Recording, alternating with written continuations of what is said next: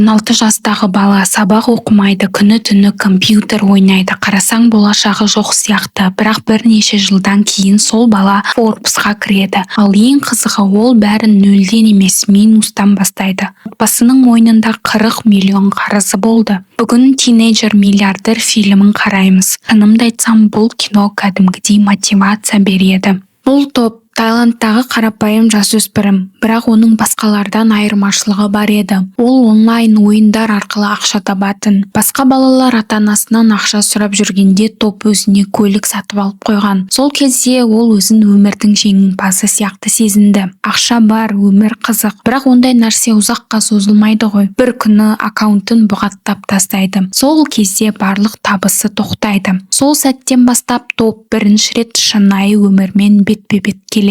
Бірақ топ берілмейді. Ол жаңа бизнес бастағысы келеді және қымбат пеш сатып алып қуырылған каштан сата бастайды. Басында бәрі керемет сияқты көрінеді. Адамдар келеді, сауда жүреді. Кейін проблема басталады. Каштанның түтіні бүткіл сауда орталығын басып кетеді. Төбе қарайып, иісі тарап кетеді. Соңында оны сол жерден қуып жібереді. Барлық ақшасы желге ұшып, топ тағда нөлге түседі. Бірақ ең қорқыныштысы әлі алда еді. Бір күні оның отбасы толық банкрот болады. Қарыз өте үлкен еді. 40 миллион бат. Бұл шамамен 100 миллион теңге. Үйлері сатылып кетеді. Ата-анасы Қытайға кетеді. Ал топ жалғыз қалады. Көп адам мұндай жағдайда бәрін тастап кетер еді. Бірақ топ олай істемейді. Ол бір ғана нәрсені ойлайды. Мен отбасымды осы жағдайдан алып шығамын деп. Бір күні ол теңіз балдырынан жасалған жеңіл тағамды көреді. Сол сәтте оның басына идея келеді. Неге осыны сатып көрмеске деген. Сөйтіп топ ас үйде тәжірибе жасай бастайды. Бірде күйіп кетеді, бірде дәмі жаман болып шығады, бірде мүлдем сатуға келмейді. Бірақ ол тоқтамайды, күн сайын қайталап көре береді. Тіпті ұйқысы да азаяды. Ол жай ғана ақша табу үшін емес, өмірін өзгерту үшін күресіп жатқан еді.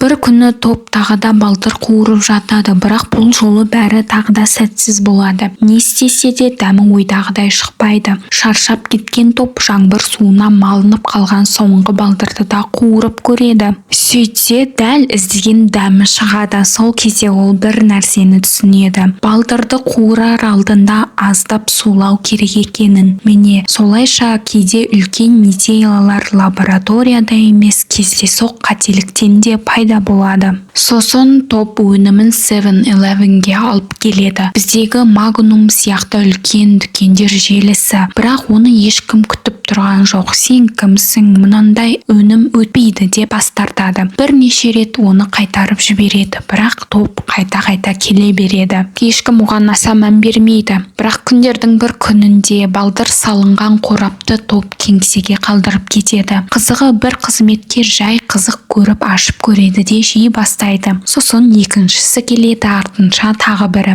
Бірнеше минуттан кейін офистегілердің бәрі сол балдырды жеп отырады. Сол кезде менеджердің өзі таңғалып қалады. Өйткені адамдарға өнім ұнап қалған еді. Сөйтіп топқа кішкене мүмкіндік береді. Бірақ кей адамның өмірін өзгерту үшін бір мүмкіндіктің өзі жеткілікті болады. Әрине, ол күннен кейін топ тоқтап қалмайды. Ол барлық қателіктерін түзете бастайды, өндірісті жақсартады. Қасында жүрген қызметкерлерімен күндіз-түні бірге жұмыс істейді. Бірте-бірте адамдар оның балдырын сатып ала бастайды. Сөйтіп, Тау Кен Ой бренді бүткіл Таиландқа тарайды. Ең қызығы, бұл ойдан шығарылған ертегі емес, бұл шынайы болған оқиға. Қазірдің өзінде Тау Кен Ой балдырлары Таиландтағы ең танымал снектердің бірі болып табылады. Ал топ бірнеше жылдың ішінде отбасының барлық қарызын жауып миллиардерге айналады. Осылайша кей адам дәл ең қиын кезінде өзінің шынайы кім екенін біледі, көрсетеді. Ал сен қалай ойлайсың, егер топтың орнында сен болсаң, бәрін қайта бастауға тәуекел етер ме едің? Және де неден бастар едің?